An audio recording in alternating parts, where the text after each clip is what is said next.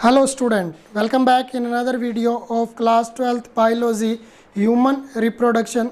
In last video we are discuss about female reproductive system and oogenesis. Okay, in this video we are going to take a overview of hormonal regulation of female reproductive system and menstruation cycle. So let we start. What is hormonal regulation of the female reproductive system? In this diagram you see pituitary gland. Okay, pituitary gland is responsible for the secretion of two type of reproductive hormone, follicle stimulating hormone and luteinizing hormone. यानी pituitary gland से दो hormone secrete होते हैं जो किससे related होते हैं, गोनेट से रिलेटेड होते हैं, luteinizing hormone and follicle stimulating hormone. इनका सिक्रेशन को स्टिमुलेट कौन करता है? हाइपोथैलेमस से हार्मोन सिक्रेट होता है जिसको बोलते हैं gonadotropin releasing hormone. Gonadotropin releasing hormone. ठीक है, ये हार्मोन क्या कर रहा है, किसके सिक्रेशन को स्टिमुलेट कर रहा है? ल्यूटिलाइजिंग हार्मोन और फॉलिकल स्टिमुलेटिंग हार्मोन को सिक्रेट कर रहा है. ठीक है, अब आप ध्यान से देखो तो मेंस्ट्रुएशन साइकिल जो होता है इसको टू फेजेस में डिवाइड किया मैंने. फॉलिकुलर फेज और सेकंड फेज होती है ल्यूटियल फेज. फर्स्ट फेज होती है follicular phase and second phase होती है ल्यूटियल फेज. ठीक है, अब फॉलिकुलर फेज में क्या होता है, गोनेडोट्रोपिन रिलीजिंग हार्मोन क्या होता है, एक्सेस अमाउंट में क्या होता है, रिलीज होता है. गोनेडोट्रोपिन हार्मोन पिट्यूटरी ग्लैंड की जो एंटीरियर लोब होते हैं जिसको एडिनो हाइपोफाइसिस बोलते हैं उसको स्टिमुलेट करता है. कौन से हार्मोन के सिक्रेशन के लिए? फॉलिकल स्टिमुलेटिंग हार्मोन के लिए. ठीक है, अब ये क्या हो रहा है, गोनेडोट्रोपिन हार्मोन सिक्रेट हो रहा है, एफएसएच भी क्या हो रहा है, सिक्रेट हो रहा है. अब ये मैंने एक स्ट्रक्चर बनाई है ओवरी की. अब इस ओवरी के अंदर आप देखोगे प्राइमरी फॉलिकल सेकेंडरी फॉलिकल में कन्वर्ट हो रहा है जो oogenesis के अंदर आपने स्टडी की थी. सेकेंडरी फॉलिकल फिर ग्राफियन फॉलिकल के अंदर चेंज हो रहा है. ग्राफियन फॉलिकल फिर रैप्चर होता है. रैप्चर होने के बाद फूट जाता है. फूटने से कौन बाहर निकलता है? सेकेंडरी oocyte निकलता है. यानी 14 डे को क्या होता है, मेंस्ट्रुएशन साइकिल के जो 14th डे होता है उसको क्या होता है, ओव्यूलेशन होता है. उस ओव्यूलेशन में क्या होता है, सेकेंडरी oocyte ग्राफियन फॉलिकल से बाहर आ जाता है और बचा हुआ जो ग्राफियन होता है वो किस में चेंज हो जाता है, कॉर्पस ल्यूटियम में चेंज हो जाता है. अब इस टाइम क्या होता है, जो ग्राफियन फॉलिकल या जो फॉलिकल होते हैं वो कौन सा हार्मोन सिक्रेट करते हैं? एस्ट्रोजन हार्मोन सिक्रेट होता है.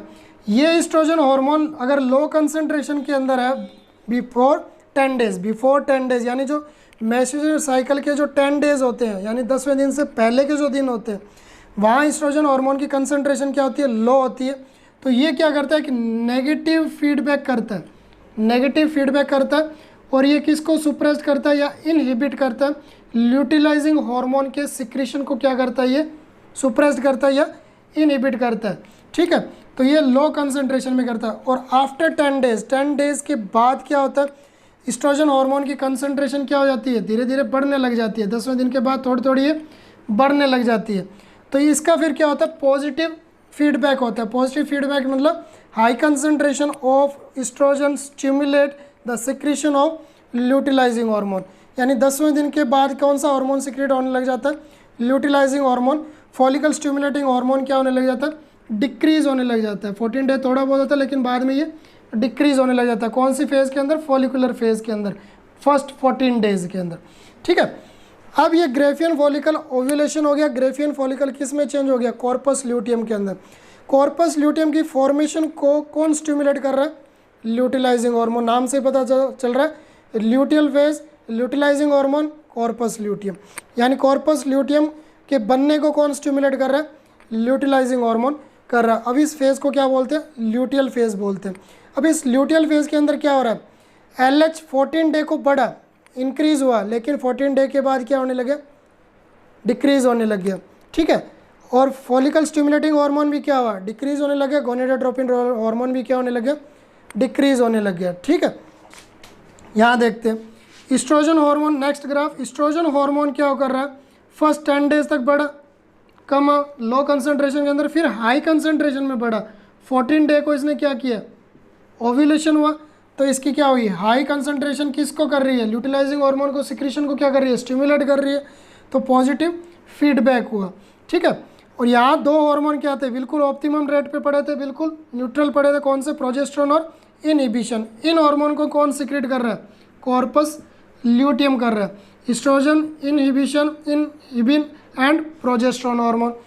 इनहिबिन हार्मोन का नेगेटिव फीडबैक होता है, ये किस हार्मोन को सुप्रेस्ड करता है या इनहिबिट कर रहा है? फॉलिकल स्टिमुलेटिंग हार्मोन को। प्रोजेस्टेरोन हार्मोन किसको इनहिबिट कर रहा है? गोनेडोट्रोपिन रिलीजिंग हार्मोन के सिक्रीशन को रोक रहा है। इनहिबिन भी रोक रहा है और प्रोजेस्टेरोन भी रोक रहा है। अब progesterone hormone and estrogen stimulate endometrial growth. Progesterone estrogen क्या कर रहे हैं? स्टिमुलेट कर रहे हैं नई एंडोमेट्रियम बनने को यूट्रस के अंदर, ठीक है।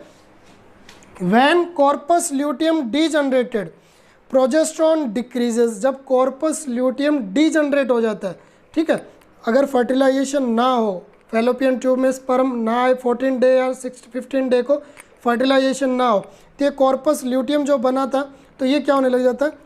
डीजनरेट होने लग जाता है और कॉर्पस एल्बिकेंस के अंदर ये बदल जाता है, ठीक है। कॉर्पस ल्यूटियम किस में चेंज हो जाता है?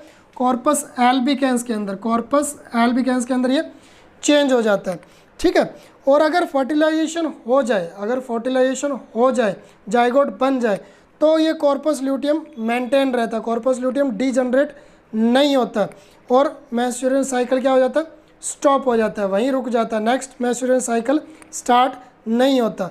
ये कब स्टार्ट होगा? आफ्टर डिलीवरी के बाद। जो डिलीवरी हो जाती है, न्यू बॉर्न बेबी आ जाता है, तो वो क्या हो जाता है? फिर न्यू साइकिल स्टार्ट हो जाता है। लेकिन यहाँ कॉर्पस ल्यूटियम डीजनरेट हो रहा है, डीजनरेट होने के बाद क्या बना रहा है? कॉर्पस एल्बिकेंस बना रहा है। तो यहाँ गोनेडोट्रोपिन लेवल क्या हो जाता है? इंक्रीज हो जाता है। जब प्रोजेस्टेरोन हार्मोन डिक्रीज होता है, यानी कि इसका जो डिक्रीज होगा, लो कंसंट्रेशन होगी, तो गोनेडोट्रोपिन रिलीजिंग हार्मोन क्या हो जाएगा? इंक्रीज हो जाएगा। फिर से ये क्या करेगा? फॉलिकल स्टिमुलेटिंग हार्मोन को स्टिमुलेट करेगा और नेक्स्ट साइकिल को क्या कर देगा? ये स्टार्ट कर देगा। अब 14 डे के बाद आप देखो एस्ट्रोजन का लेवल भी क्या हो रहा है? डिक्रीज हो रहा है। प्रोजेस्टेरोन का इंक्रीज हुआ, फिर डिक्रीज होने लग गया, यानी 21 डे के बाद क्या होने लग गया? ये डिक्रीज होने लगे। यानी एस्ट्रोजन, प्रोजेस्टेरोन एंड इनहिबिन का जो लेवल होता है वो क्या होने लग जाता है? डिक्रीज होने लग जाता है और न्यू साइकिल क्या होता है? स्टार्ट हो जाता है। फर्स्ट डे से फिर से कौन सा साइकिल स्टार्ट होता है? कौन सी फेज स्टार्ट होती है? फॉलिकुलर फेज स्टार्ट होती है। अब एस्ट्रोजन हार्मोन और कौन कौन से वर्क करता है? क्योंकि ये गोनेड्स हार्मोन होते हैं, कौन कौन से वर्क करता है?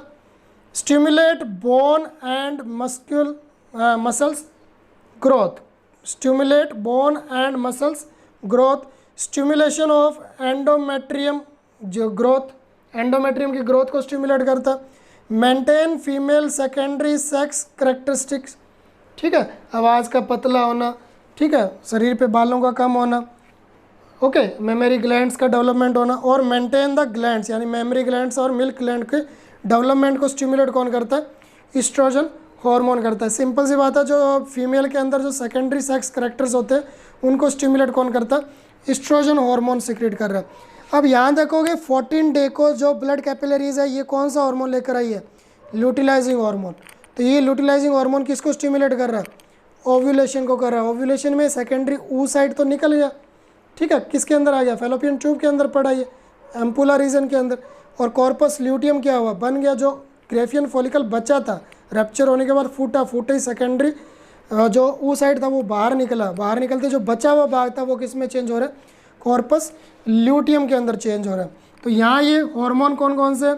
एस्ट्रोजन, प्रोजेस्टेरोन और इनहिबिशन, इसका लेवल बताया। एक्स एक्सिस पे मैंने लिया हार्मोन लेवल और वाई एक्सिस पे क्या? एक्स एक्सिस पे डेज और वाई एक्सिस पे हार्मोन लेवल। यहाँ कौन से हार्मोन लेवल है? FSH luteinizing hormone and gonadotropin hormone. 14 day के बाद क्या आ रहा है? ये सभी डिक्रीज हो रहे हैं। कौन सी फेज़ के अंदर? ल्यूटियल फेज़ के अंदर। तो ये होता है मेंस्ट्रुअल साइकिल और hormonal regulation of female reproductive system. Okay, next video के अंदर अपने स्टडी करेंगे फर्टिलाइजेशन और एम्ब्रियोजेनेसिस। एम्ब्रियोजेनेसिस कैसे होता है? और अगर आपके कोई क्वेश्चन हो तो आप मेरे कमेंट बॉक्स के अंदर आप क्वेश्चंस कर सकते हैं। And one more thing, please subscribe my channel, press the bell icon and like my video also. Thank you student.